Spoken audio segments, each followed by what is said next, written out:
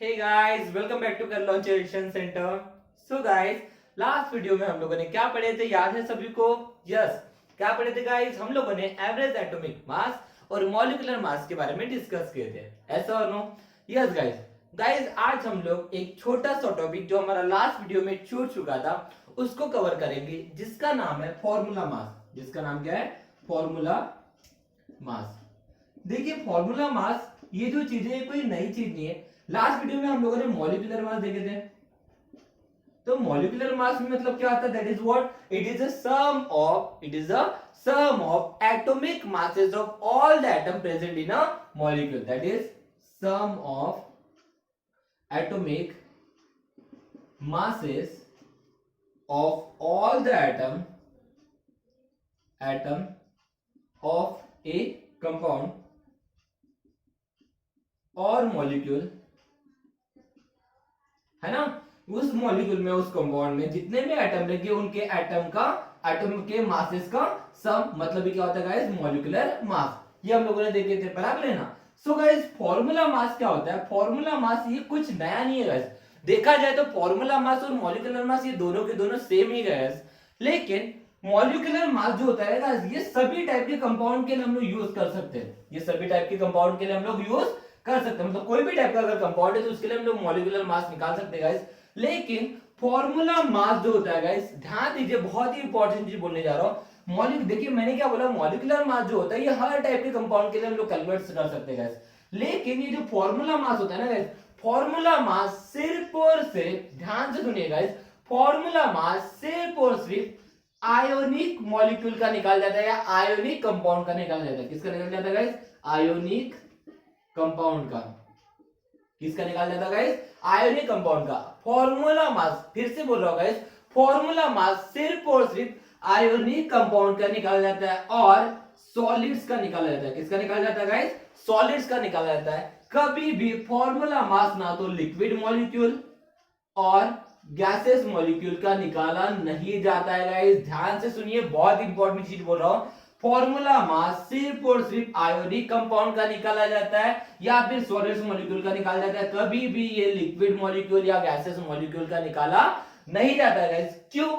इसकी वजह ये गाइस, बिकॉज लिक्विड मॉलिक्यूल होगा या गैसेस मॉलिक्यूल होगा तो वहां पे जो उसके यूनिट्स होंगे, ये रिपीटिंग मैनर में नहीं होते। मतलब उसकी अरेंजमेंट कैसे भी होती है, जैसे मान के लिए कार्बन डाइऑक्साइड गैस है, ओके, ये कंटेनर है, इस कंटेनर में कार्बन डाइऑक्साइड गैस है जिसमें कार्बन डाइऑक्साइड के बहुत सारे मॉलिक्यूल रहेंगे। जैसे ये कार्बन हो गया, ये ऑक्सीजन हो गया, ये ऑक्सीजन हो गया, ओके।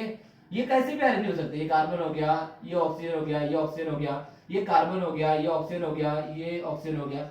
तो यहाँ पे अगर कार्बन डाइऑक्साइड की अगर गैस, देखिए कार्बन डाइऑक्साइड क्या है हमारी? कार्बन डाइऑक्साइड क्या है? गैसेस है ना? कार्बन डाइऑक्साइड क्या है हमारी? गैस है। तो कार्बन डाइऑक्साइड अगर गैस है गाइस, तो इट मींस दैट वहां पे जो हमारे मॉलिक्यूल रहेंगे, जो हमारे पार्टिकल रहेंगे, एक दूसरे से दूर रहेंगे। ये हम लोग इसके पहले भी बात कर चुके हैं कि सॉलिड, लिक्विड और गैसेस का जब मैंने डिफरेंशिएशन पढ़ाया था तब मैंने बताया था कि सॉलिड्स में हमारे पार्टिकल क्लोजली पैक्ड होते हैं, लेकिन गैसेस में और लिक्विड में हमारे पार्टिकल कैसे एक दूसरे से अवे होते हैं। इसका मतलब क्या रहेगा? वो एक दूसरे से अगर दूर है तो इसका मतलब वहां पे जो कंस्टिट्यूएंट पार्टिकल रहेंगे वो रिपीटिंग मैनर में यूज रहेंगे, मतलब उनकी अरेंजमेंट कैसे भी हो सकती है। इसकी अरेंजमेंट ऐसी हो सकती है, इसकी अरेंजमेंट ऐसी हो सकती है, मतलब उनकी अरेंजमेंट कैसे भी हो सकती है ना? लेकिन अगर मैं बात करता हूँ सॉलिड्स की, तो सॉलिड्स में जो मेरे पार्टिकल एक दूसरे के साथ अटैच होते हैं तो हमेशा रिपीटिंग मैनर में होते हैं। कैसे होते हैं? रिपीटिंग मैनर में होते हैं। और उसी वजह से उसके लिए हम लोग क्या निकालते हैं? स्पेशली फॉर्मूला मास निकालते गाइस। उसके लिए हम लोग मॉलिक्यूलर मास नहीं, जबकि क्या यूज करते गाइस? Formula mass. लेकिन फॉर्मूला मास और मॉलिक्यूलर मास डिफरेंट नहीं है गाइस। मैं अभी भी बोलूंगा कि फॉर्मूला मास और मॉलिक्यूलर मास हमारे लिए डिफरेंट नहीं है। बस इतना है कि फॉर्मूला मास सिर्फ और सिर्फ हम लोग किसके लिए निकालते हैं? आयनिक कंपाउंड के लिए निकालते हैं, जो हमारे क्या होते हैं? सॉलिड्स होते हैं, जो हमारे क्या होते हैं? सॉलिड्स होते हैं। तो फिर फॉर्मूला मास मतलब क्या होता है सर? तो formula mass is nothing but guys, formula mass is nothing but कुछ नहीं है गाइस। मैंने ऑलरेडी बोल दिया कि फॉर्मूला मास ये मॉलिक्यूलर मास के समान ही होता है। तो मैं डायरेक्टली इसकी डेफिनेशन बोल सकता हूं, that is what? The sum of atomic masses of all the atoms of a ionic compound।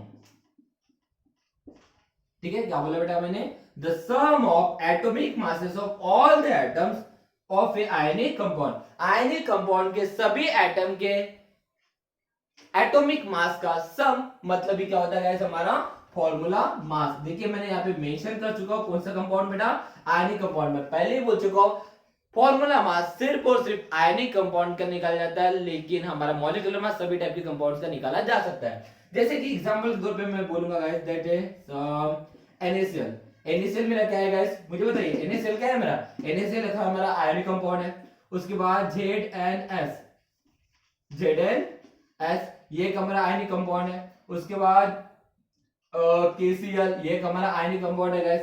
उसके बाद हम लोग बोल सकते हैं दैट इज Na2O, Na2O ये हमारा आयनिक कंपाउंड है। तो ये सब क्या है गाइस, हमारे आयनिक कंपाउंड। और इन आयनिक कंपाउंड का अगर मुझे मास निकालना है तो इनडायरेक्टली हम लोग इसका कौन सा मास निकाल देगा गाइस, फॉर्मूला मास निकाल देगा। कौन सा मास निकाल देगा गाइस, फॉर्मूला मास निकालते हैं। तो फॉर्मूला मास मतलब क्या होता है सर, यही होता है formula mass is nothing but the sum of atomic masses of all the atom, मतलब उस मॉलिक्यूल में उस कंपाउंड में जितने भी एटम होंगे उन एटम के मासेस का सम, मतलब ये क्या होगा गाइस, हमारा formula mass. But important condition that formula mass सिर्फ किसका निकाल जाता है गाइस, आयोनिक कंपाउंड का। तो फिर क्या है, दिक्कत है ही नहीं, फिर वही चीज करेंगे जैसे कि फॉर्मूला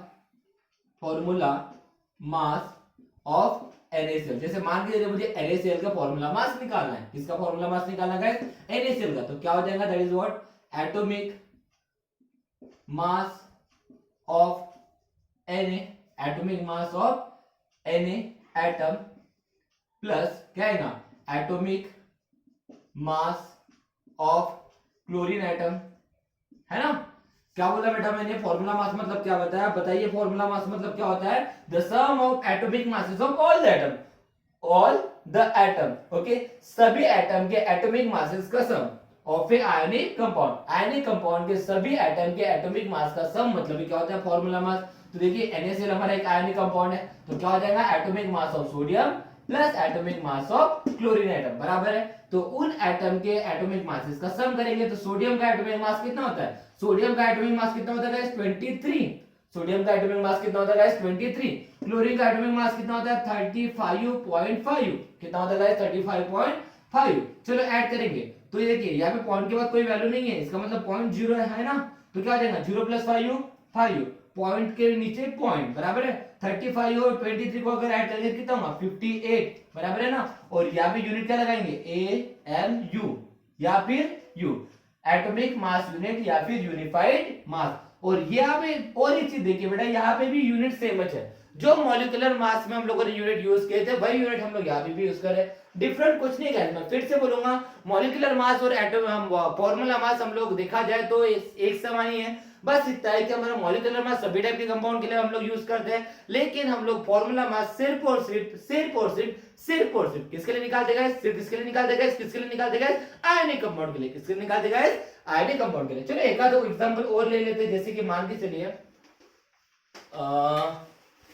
इनमें से कोई एग्जांपल पकड़ लेते हैं, जैसे मान के चलिए ZnS ले लेते हैं। क्या लेते गाइस, ZnS, ओके, ठीक है।